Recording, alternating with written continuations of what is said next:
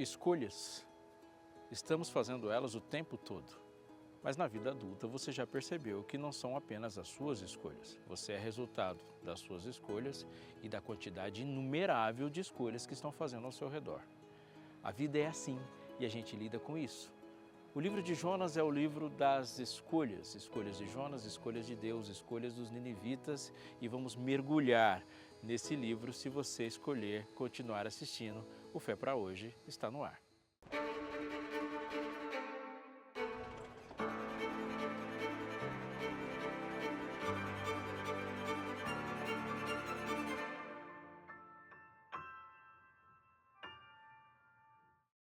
Estamos de volta e você precisa atentar para o que eu vou te dizer agora.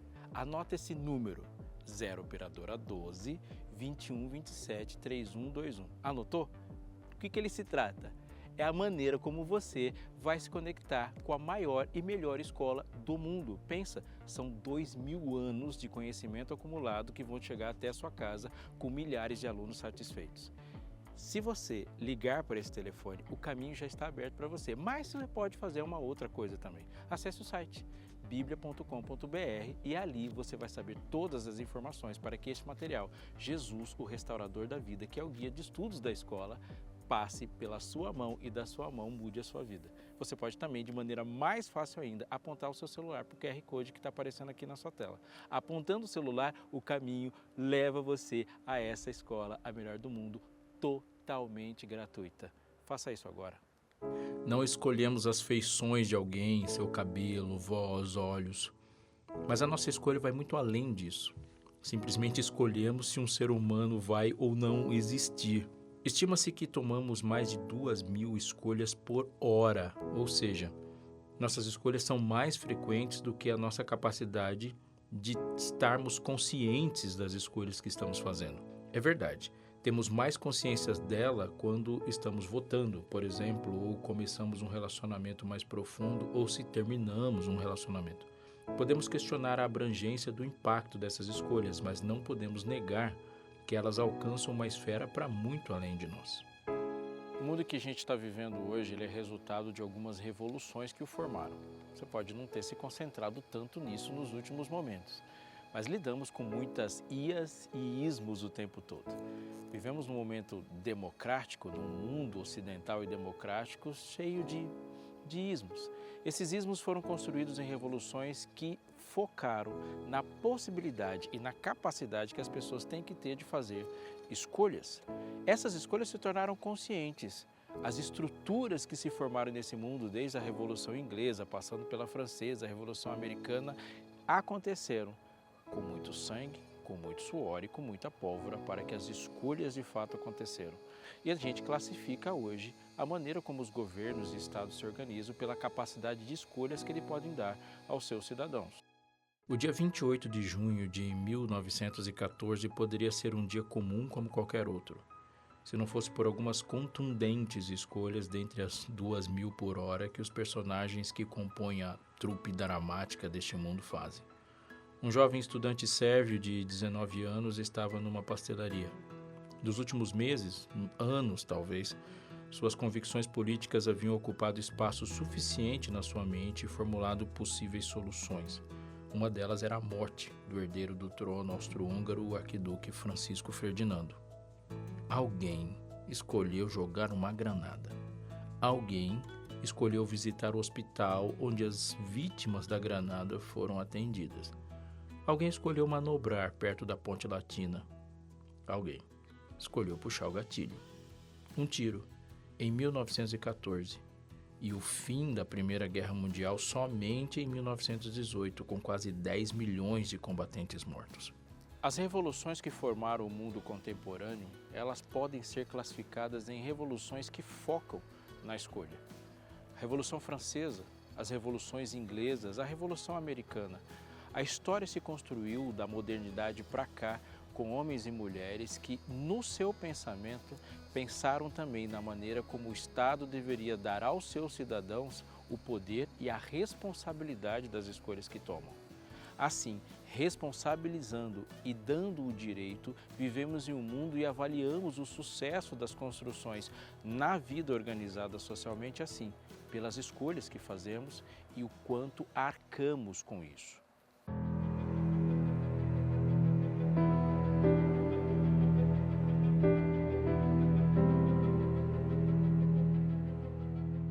A vida é feita de escolhas e as escolhas fazem a vida. Mas é muita escolha, de todo mundo. O nível de complexidade desses cruzamentos é tão grande que é necessário ter uma sabedoria onisciente para a gente ter um panorama compreensivo de tudo. Fatores hormonais, sociais, econômicos, ecológicos estão influenciando e agindo ativamente em todas elas. Assim, na economia, no privado e no amor. As escolhas estão aí. No amor e na guerra, alguém disse, vale tudo. É por isso que quando a gente está disputando amor, a gente bota para quebrar.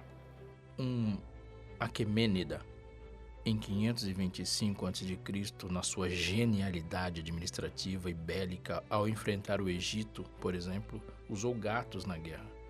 Gatos eram animais considerados sagrados pelos egípcios e o uso dos felinos gerou uma confusão extraordinária, porque os egípcios não sabiam se defendiam os seus sagrados gatos ou se defendiam a própria vida. Isso deu uma vantagem considerável para os persas, governados por Cambises II. Adolf Hitler, na Guerra Civil Espanhola, usou de recursos absurdos, causando um estrago humano fora do comum. Ao voltar um pouco na história e pensar na maneira como o general cartaginês Aníbal Barca, na Segunda Guerra Púnica, ou seja, as guerras contra os fenícios no norte da África, subindo contra a Península Itálica, usou de muitos recursos, como, por exemplo, colocar serpentes em vasos e lançá-los contra os navios romanos. A confusão que as serpentes causaram andando entre um navio e outro gerou uma enorme vantagem também para eles. As convenções que aconteceram em Genebra atravessaram meio século, chegando até a metade do século XX, com o objetivo de colocar regras na guerra. E ela foi bem sucedida. Hoje a gente avalia as guerras pelas regras também que elas se seguiram, como elas foram aplicadas. E não pode mais fazer qualquer coisa numa guerra. Depois da Convenção de Genebra, a gente até poderia dizer que no amor e na guerra vale tudo. Mas na guerra já não vale tudo. Então o amor anda mais perigoso do que a guerra. Quando a gente fala de amor e fala de guerra, nós estamos falando de dar ou tirar escolhas de alguém. A verdade é que se você ama, você sabe uma coisa: ninguém foi capaz de obrigar você a amar. Amor é uma escolha. Ninguém pode obrigar a amar e ninguém pode desobrigar alguém a amar também. Você ama quem você quiser, absolutamente. Você pode ter sentido medo sem querer, raiva sem querer e ter feito coisas sem querer, mas amar você só faz quando quer.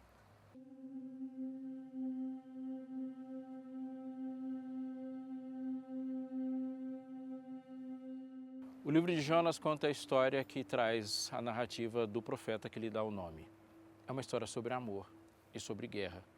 Há um contexto mesopotâmico ali, um contexto de uma economia que tenta crescer num mundo todo cheio de guerras ao seu redor. Assim está Israel e assim também está Nínive, disputando espaços, água, agricultura, e duas nações, um momento, vão se encontrar na vida desse profeta que é levado a dar a Nínive uma nova escolha. Jonas capítulo 1, de 1 a 4 diz: a palavra do Senhor veio a Jonas, filho de Amitai, dizendo: levante-se, vá à grande cidade de Nínive e pregue contra ela, porque a sua maldade subiu até a minha presença. Jonas se levantou, mas para fugir da presença do Senhor, para Tarsis. Desceu a Jope e encontrou um navio que ia para Tarsis.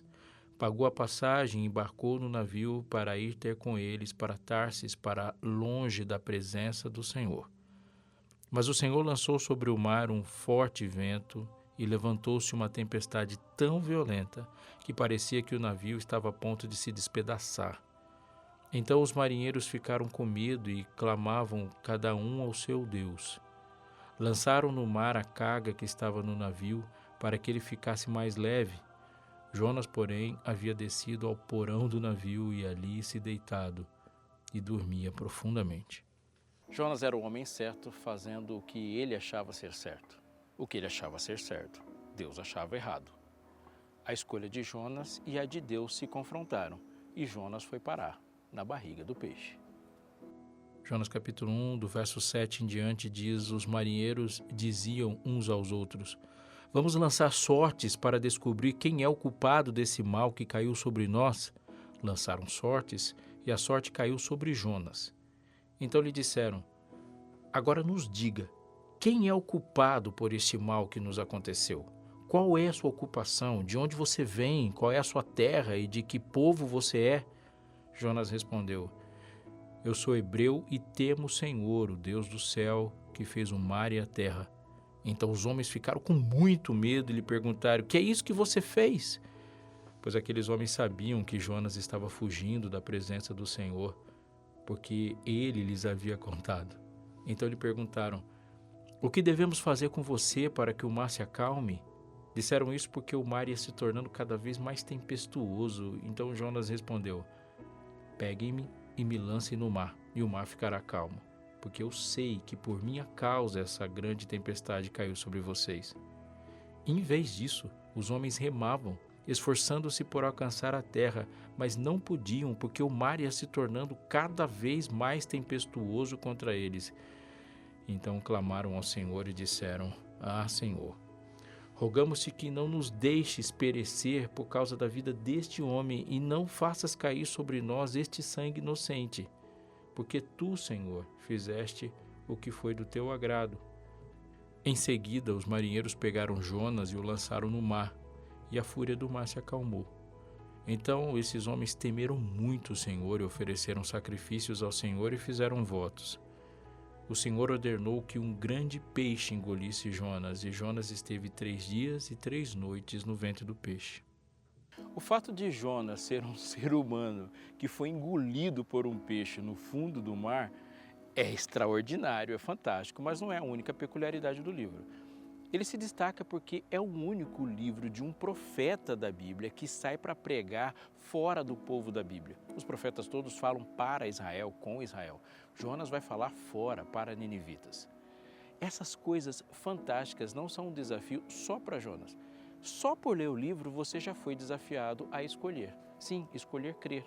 O livro de Jonas é um dos livros mais atacados por aqueles que descreem da Bíblia, dizendo da possibilidade, ou melhor, da impossibilidade de uma pessoa estar no fundo do mar e ser engolido por um peixe e depois ser vomitado por um peixe. Isso é o tipo de coisa que não acontece. Não, isso não é só um questionamento. Isso é um toque na crença. Porque crer num Deus que cria o planeta falando é um tipo de coisa que não acontece. Crer em alguém que está morto há 4 dias e saiu de lá com um comando de voz também são coisas que não acontecem. Alguém sair do céu e vir à terra, buscar os salvos e levar de volta numa viagem cósmica é uma coisa que não acontece. A Bíblia é o livro das coisas que não acontecem. Então, se Deus criou o mundo falando, é fácil, pleno, tranquilo crer que ele é capaz de mandar um peixe engolir um profeta no fundo do mar. A grande questão não é se isso é real ou não, mas se você crê num Deus capaz de fazer coisas extraordinárias ou não. Se você crê, está tranquilo, Jonas ser engolido. O fantástico no livro, de fato, é a misericórdia, é a sabedoria de Deus agindo sobre tudo. O grande personagem do livro, longe de ser Jonas ou o grande peixe, é Deus, sem dúvida. E a sua relação com os poderes da natureza, com os animais e principalmente com os povos. Mas o que chama a atenção é que Jonas é um profeta engolido por um peixe no meio da história. E isso faz com que o livro esteja assim sob o julgamento do leitor. E muitas pessoas olham e o desclassificam como um livro digno de leitura, como um livro normativo, e colocam a Bíblia em xeque por causa dessa história pouco crível e dessa narrativa incomum. O livro de Jonas proporciona um desafio duplo ao leitor.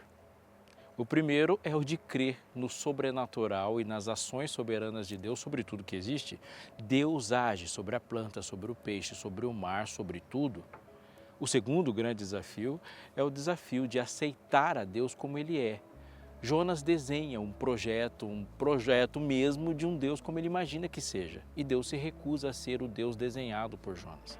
Deus como Ele é e se apresenta como soberano. O desafio da crença de Jonas é o desafio da sua também. Deus não se transforma para ser aceito. Ele se propõe a transformar aqueles que vão viver a vida com Ele. Jonas é o livro das escolhas.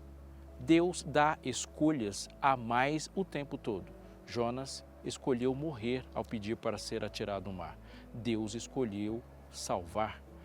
Os ninivitas escolheram uma vida profana que os levaria a um colapso completo. Deus escolheu dar uma nova chance. Aqueles barqueiros viveram a vida conforme as suas escolhas e indo para um destino que eles escolheram. Deus escolheu se manifestar na vida deles, na tempestade, e dando a eles a escolha de crer num Deus verdadeiro. Jonas, assim, é o livro das escolhas o tempo todo para todas as pessoas. Jonas capítulo 3 começa assim. A palavra do Senhor veio a Jonas pela segunda vez, dizendo: Levante-se, vá à grande cidade de Nínive, pregue contra ela a mensagem que eu lhe darei. Jonas se levantou e foi a Nínive, segundo a palavra do Senhor. Ora, Nínive era uma cidade muito importante diante de Deus. Eram necessários 3 dias para percorrê-la. Jonas começou a percorrer a cidade caminho de um dia e pregava dizendo: Ainda 40 dias e Nínive será destruída. Os ninivitas creram em Deus, proclamaram o jejum e vestiram roupa feita de pano de saco, desde o maior até o menor.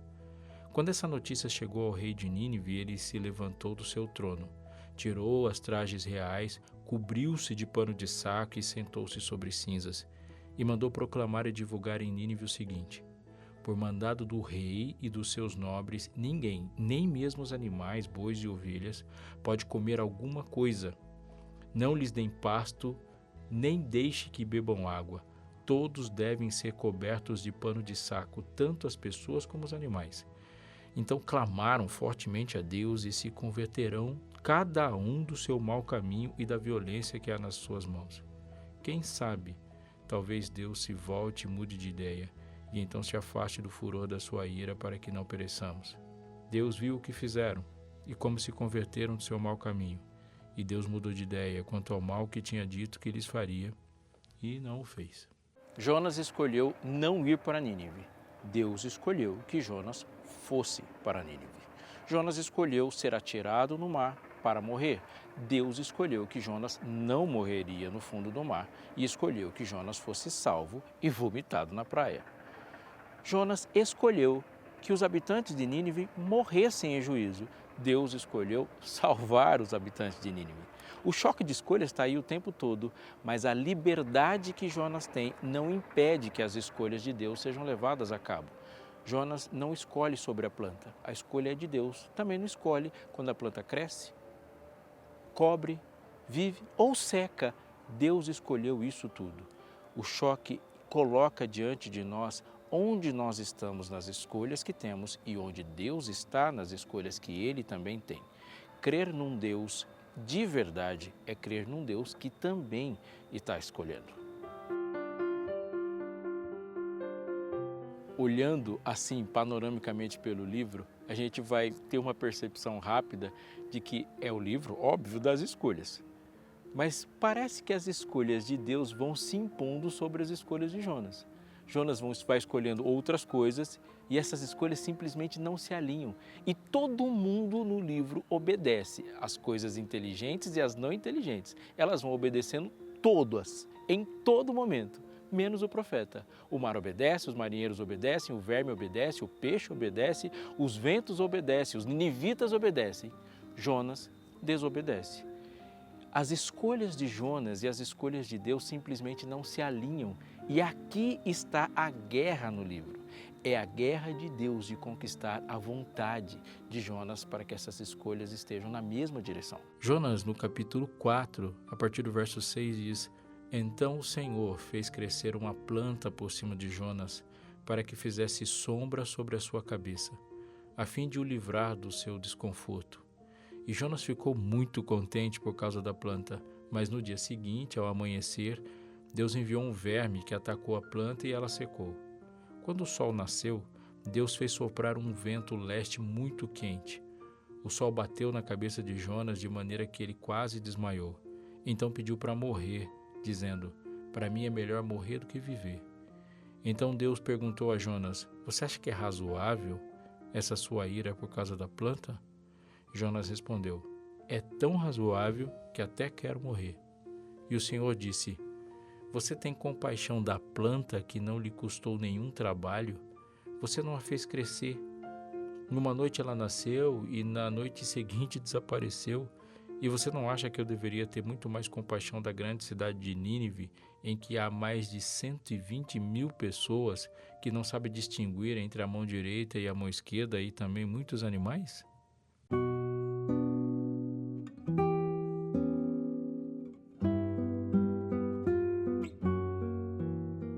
Nas outras vezes em que Deus fala com Jonas no livro, ele ordena e o diálogo se resume apenas a isso. Jonas ouve a ordem divina e decide se vai obedecer ou não. Na primeira vez ele simplesmente desobedece, na segunda ele cumpre a ordem. Mas os últimos versos do capítulo 4 há um diálogo diferente. Deus parte para a conquista. Deus está argumentando com Jonas na tentativa de voltar à sua vontade na sua direção. É possível perceber também o nível maior de complexidade em que a revelação é dada ao profeta e, consequentemente, ao seu povo nesse diálogo. O que os marinheiros souberam para ter a reação que eles tiveram? Que existe um Deus no céu superior que é capaz de controlar os ventos e o mar. A realidade da religião fenícia a que eles estavam sujeitos revela uma cosmovisão que está no pano de fundo da sua resposta no meio daquela tempestade. Aqui está a manifestação de uma cosmovisão predominante nos ritos de adoração do mundo antigo, primitivo, mas não se iluda, isso não morreu. De lá para cá, isso só foi tomando novas formas. A ideia de um Deus que escolhe absolutamente tudo e o adorador está refém de proporcionar a ele uma alegriazinha ou evitar uma tristeza para que essa fúria não alcance. Assim, há um monte de coisas feitas aqui na Terra em ritos para que essa escolha seja favorável. Mas andando junto há a competição de uma outra cosmovisão tão errada quanto a de um adorador que usa um controle remoto. Ele escolhe as coisas aqui e Deus age lá. O poder não está em mim, mas as escolhas sobre tudo estão. Você pode perceber isso em cosmovisões que estão aí o tempo todo e em muitas sociedades, mesmo que se manifeste de outra forma. Ali, aqueles marinheiros tentaram fazer alguma coisa aqui para que Deus agisse lá. Da mesma forma, os ninivitas achavam que decidiam todas as coisas e Deus ia apenas autorizando e assinando os cheques que eles iam preenchendo. Deus se revela a Jonas de forma persuasiva. Em nenhum momento ele se despe da sua majestade, nem deixa dúvidas sobre a sua soberania. Mas ele chama Jonas ao diálogo. Deus está de fato num processo de conquista ao coração do seu profeta. O Deus da Bíblia, ao contrário dos deuses que moldaram as cosmovisões dos povos ao redor do povo de Deus, essas cosmovisões que permanecem em atuação até hoje, o Deus da Bíblia é o Deus do relacionamento. É um Deus que se revela no diálogo, que espera adoração consciente e voluntária, inteligente, alegre e por amor. O Deus de Israel, revelado a Jonas, não compartilha atributos ou ações ou mesmo decisões que ele reserva exclusivamente para si. Não se molda à expectativa do pecador, mas é o Deus profundamente interessado nas emoções, aflições, angústias, desejos, os planos, os projetos dos seus adoradores. É o Deus da palavra, do relacionamento. É o Deus que permite escolhas e revela as responsabilidades sobre o poder para executar essas escolhas. Por que não decidimos tudo sozinhos? A resposta é simples, porque estamos em um relacionamento. Deus não deixou você escolher todas as coisas porque você relaciona-se com Ele. Você escolhe e Ele também. Você é uma criatura amada e Ele é um Criador soberano. E o relacionamento se dá nesses termos imutáveis. Deus dos relacionamentos nos proporciona a capacidade de escolher e agir sobre as nossas escolhas, e a imagem de Deus em nós se dá exatamente nesse poder que temos de exercer. E o poder dele também se dá em nos responsabilizar pelas escolhas que fazemos nessa responsabilidade e poder. Jonas decide não pregar e Deus não permite. Jonas decide morrer e Deus não permite. Jonas não decidiu sobre a planta, nem sobre o seu nascimento, nem sobre o seu fim. Ele não decide sobre a temperatura do sol e não decide sobre o destino da população de Nínive. Seu remorso, sua raiva, seu senso de justiça humano não impedem que Deus faça a sua vontade. Sobre o que, portanto, é essa conversa nos últimos versos? Se até agora Jonas não tem aparentemente nenhum livre-arbítrio. A conversa agora é exatamente sobre livre-arbítrio. Deus está no centro do universo, ocupando o lugar mais importante de todo o cosmo, no trono de onde tudo se decide, tudo se consolida e todos os destinos se diferenciam. E desta posição, ele dialoga com Jonas sobre uma coisa que ele não vai obrigar Jonas a fazer. Deus não vai obrigar Jonas a amar. Do trono do universo, Deus dialoga e numa guerra pela conquista do coração de Jonas, ele garante e posiciona-se nessa garantia para que Jonas livremente escolha. O amor e a guerra são feitos de escolhas e a guerra de Deus é para conquistar a escolha de Jonas. Você pode sofrer, chorar, se entristecer, se alegrar, ser perseguido ou até perseguir por escolhas que você não fez. Mas amar é uma escolha exclusivamente sua. Inclusive, amar aquele que te persegue, amar aquele que te entristece ou não amar aquele que te alegra. É exclusivo do seu coração. Tudo em relação aos ninivitas Deus escolheu, mas amar os ninivitas só Jonas pode fazer. A essência do ambiente que permite o pecado é a liberdade. Liberdade de escolher. A liberdade de escolher é a razão pela qual existe guerra entre o bem e o mal.